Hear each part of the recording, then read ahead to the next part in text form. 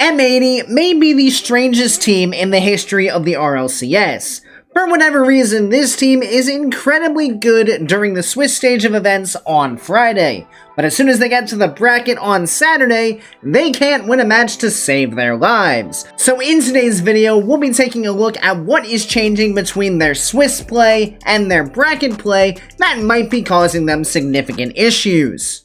So for these games, we are going to be on board with Joriez here, as he is kind of the centerpiece of this whole curse situation that we have going on with M80 going from Swiss into bracket. So the first game we're going to be taking a look at here is from their round 2 Swiss match against G2. Now for the second game, we'll be taking a look at their series against Cloud9 in the quarterfinals, and we'll be looking specifically at the last game of that series. So as we roll this forward, we're just going to be looking for the things that they do really well in this game that they might then struggle with as we head into bracket play. So let's go ahead and take a look here and see what we got on board with Joriez. So off the kickoff, we're immediately going to pressure forward, make sure beast mode doesn't have any free space. And then this is something that we're going to notice a good bit in this game that I think is going to be absent later on. It's just these situations where we have a player on M80 seeking out an intentional pass to keep the ball in the possession of their own team. So keep an eye throughout this replay how often these players attempt to keep the ball either in their own possession or send the ball directly into the possession of a teammate, as that is one of the easiest ways to get a good grip on the game as a whole, and certainly one of the easiest ways to keep your opponents off balance. Grab the mid boost here, swing on back, Nas with a nice bump. And then this is kind of smart from Joriez. We could just take control here, but he does notice how far forward Daniel is already pushed. So if he can bang this ball up close enough to the ceiling, it could just go right over Daniel. And then it is just a perfect pass to Nas. Once again, looking to keep that ball in the possession of our own team. Maybe Daniel does cut that off, but even if Daniel does get a touch in that situation, it's probably not going to be anything overly threatening that he's going to be able to do with it, seeing as how awkward of a spot that ball was in as it flew past where Daniel was challenging. Over to the side, we get the touch out to the corner, ball cam off here to go ahead and look forward.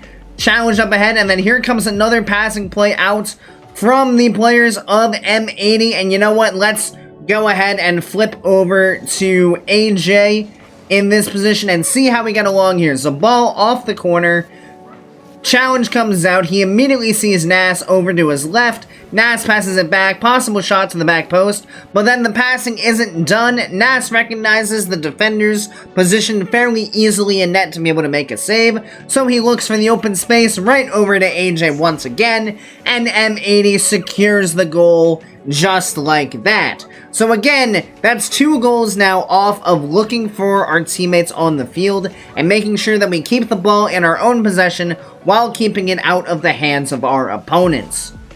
See how we play through the corner. Now, this is something that I do want to draw attention to, as it is a common occurrence for M80, is their defensive rotation.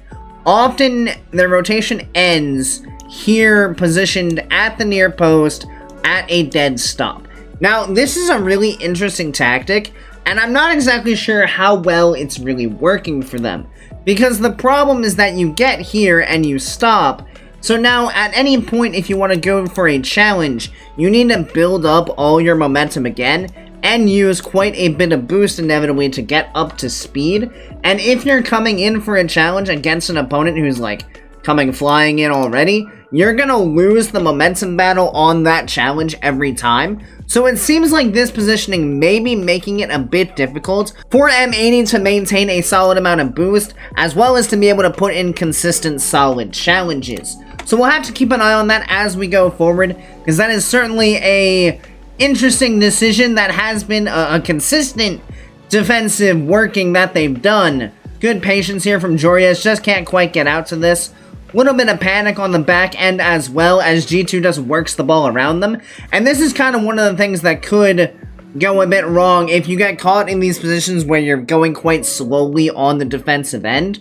Because now, with us not having a whole lot of speed, it's pretty easy for G2 to just be able to consistently hit the ball around you, because you just simply don't have the momentum on your car to stay in contact with the play as it moves very quickly around the field.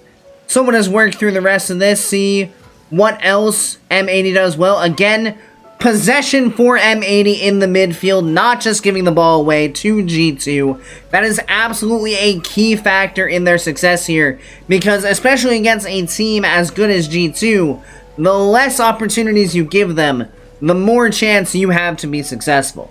So keeping the ball in M80's possession here should have actually absolutely been a focus in this match, and it seems like it has been, because they're certainly not really ever just handing the ball away. Again, right there, looking for possession from Jorius. He gets demoed, but it is an opportunity to attempt to control the ball. Ball around the side here. This time we just hit the ball into open space, but again, at least it's not directly at an opponent. We hit the ball into open space, gave ourselves a chance to rush in and get the next challenge. And now again, ball pinching into the midfield. The rotation of M80 being able to recognize the opportunity. AJ turns early and we get yet another goal. So things are going very smoothly for M80 here. We're keeping the ball relatively in our own possession. We're not just slapping it away directly towards G2. As I say that, the ball gets slapped away directly towards G2. Is a big rule when it comes to especially 3v3. The more space you can cut down, the easier you make your own life. Again, cut down the space immediately, and that's goal number 5, just like that from a simple challenge in the midfield. And because we have multiple players in position to follow up on said challenge, we're able to capitalize very quickly. So that's another very key element that we've seen as well, is just having multiple players available, particularly on the offensive end, to be able to capitalize depending on where the ball floats out to. Because we've seen a couple goals now, particularly at the end here, where the ball has just gone through a 50-50, but there's been another M80 player there ready to pounce on it right away, which is a very important thing. Now, I want to pay attention especially to this last minute here, because this is the point in the game where obviously M80 doesn't need anything special. So now we're just going to get into this boom ball idea, where we're just hitting the ball down the field, just keeping it out of our own half, and making sure that we're not just putting the ball in bad spots. Even if we hit the ball directly back to G2, it's not the end of the world here, because we are up by 4. So we don't really need to worry as much about possession. But as we move into the game in brackets, I want us to pay attention to the fact that it almost feels like M80's strategy is built on the fact that they're already winning. Like, they already have a lead that they're just trying to play out. So a lot of their touches are going to end up just being hits over to G2. But let's go ahead and swing over to that replay, as obviously M80 played very well here in the Swiss stage. But let's compare that over to their bracket match. So here we go off with the bracket match. This is game 6 against Cloud9. And this is when we're really going to see a complete lack of any kind of pass attempts, any kind of control overall from M80.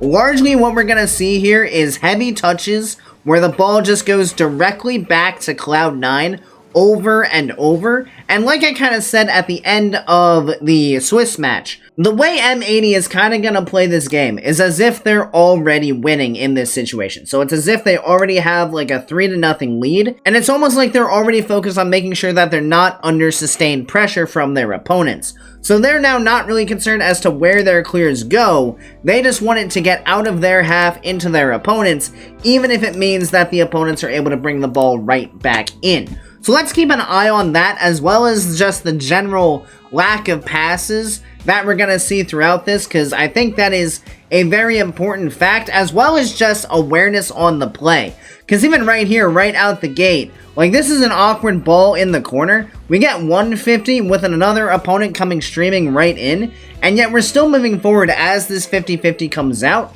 and it puts us in a very awkward spot. See what we got going on here. AJ going to be able to get the clear, but you'll notice, so AJ with the near post positioning here comes to that full stop, and now he's going to jump up and he's going to use all of his boost to just end up in a 50-50 with Percy for the ball to come right back in. So right here, got to do some passing play going downfield. Nas with low boost. Unfortunate. That's probably the best example of moving up the field together that we're going to see from M80 in this game. Loose touch there from AJ, another clear out that just goes right back to Zanil, and another pop downfield here that is maybe an attempted pass, but again just goes right to Cloud9. That one works out just a bit better with the light touch back into the midfield, but that's still quite a dangerous ball from Jorias, but it feels currently that we are just chasing the play. Like, it doesn't really feel like M80 has any semblance of control over what's happening. It feels like they are just trying to react to what Cloud9 is doing, just trying to get in front of the ball wherever they can, and then send the ball wherever they can, regardless of the result. Because again, right here, AJ is going to clear that ball out, and it's just right to Lion Blaze. Pop out from Jorias, right to Zanil. And now we're just all kind of lingering on the back line here, just waiting to see what happens. And there's just a decent lack of momentum going on in the M80 game right now. We're not able to challenge overly quickly. We're not able to apply any semblance of pressure. And even when we have some form of attempted pass, it just ends up right in the possession of Cloud9. And the thing we need to notice about a team like Cloud9, right, is they are touted as an extremely defensive team. They're the best defensive team in North America, but that also means that you really shouldn't find yourself struggling to generate offense. Because what Cloud9 likes to do is just sit back and let their opponents come at them and then counterattack. So they're totally comfortable holding out against extended pressure from an opponent.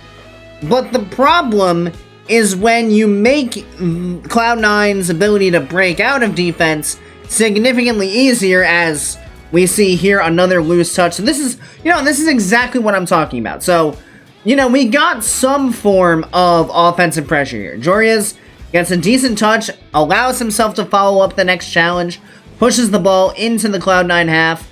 We force out the touch from Cloud9, allowing a teammate to come in AJ immediately. We get this challenge back into the corner. AJ tries to reach for the double. It is just a free ball for Percy, but he does have to worry about getting the ball around AJ. But now here's the problem. So Percy has done exactly what we've been doing a bunch in just giving the ball directly to our opponents, as this ball goes directly to Nas. So from Nas's perspective, oh boy, we have a free ball. What can we do with it?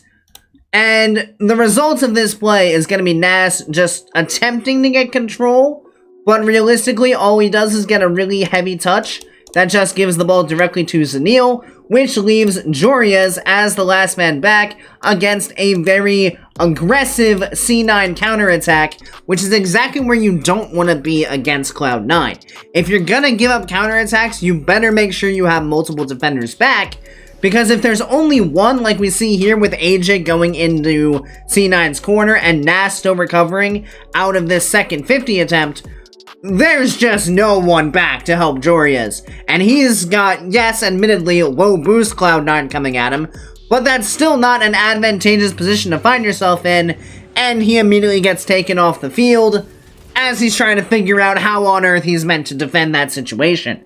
So just way too loose with our touches. We're just giving the ball to Cloud9 consistently, and it's just resulting in us being in incredibly awkward defensive positions way more often than we need to be. Sitting back here, and then again, lack of awareness in just what's going on the field from Jorias here.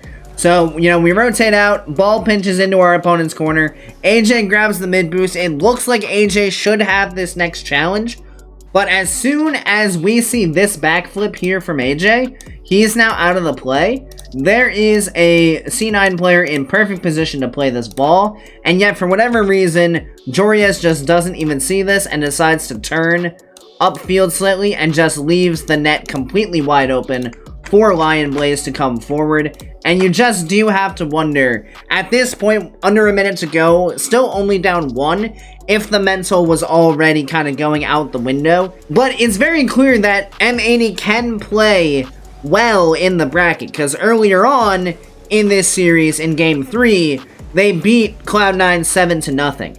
And I think the biggest thing is that M80 is very comfortable playing from ahead.